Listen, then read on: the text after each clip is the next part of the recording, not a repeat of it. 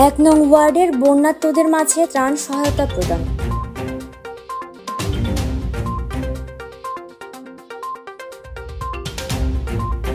কয়েকদিনের টানা বর্ষণ ও উজান থেকে নেমে আসা পাহাড়ি ঢলে পানিবন্দী হয়ে পড়া রাঙামাটি পৌরসভার ১ নং ওয়ার্ডের ২৪৪ পরিবারের মাঝে ত্রাণ সহায়তা প্রদান করা হয়েছে।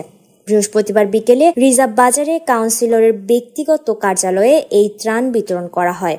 এ সময় পৌরসভার প্যানেল মেয়র ও ১ নং ওয়ার্ড কাউন্সিলর মোহাম্মদ হেলাল উদ্দিন, সহকারী উপজেলা শিক্ষা ও ট্যাগ অফিসার মোহাম্মদ মনিরুজ্জামান সহ অন্যান্যরা উপস্থিত ছিলেন। এ বিষয়ে প্যানেল মেয়র হেলাল উদ্দিন বলেন, আপনারা জানেন বর্তমানে দেশে বন্যার পরিস্থিতি খুবই ভয়াবহ। তার এই বৃষ্টি বাদল, পাহাড়ি ঢলে, ভারী বর্ষণের কারণে রাঙামাটিতেও সেভাবে বন্যা হয়েছে। বন্যা হওয়ার কারণে আমাদের রাঙামাটি পৌর এলাকায় অনেক ঘরবাড়ি জলমগ্ন হয়েছে, ডুবে গেছে।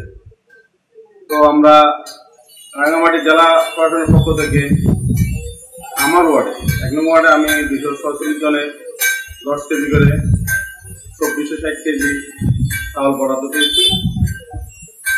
অব্দ ৩ ঘটিকার সময় আমরা উপজেলা শিক্ষা অফিসারের উপস্থিতিতে এবং আমাদের বর্তমান প্রশাসক মহোদয়ের পরামর্শে আমরা ১০ কেজি করে মাথা পিছু চাউল বিতরণ করেছি এবং আমি আমার ১ নং ওয়ার্ডে ২৪৬ জনকে ১০ কেজি করে চাউল বিতরণ করেছি। তো একটু আগে আমাদের চাউল বিতরণ শেষ হয়েছে এবং আমরা সুন্দরভাবে সুস্থভাবে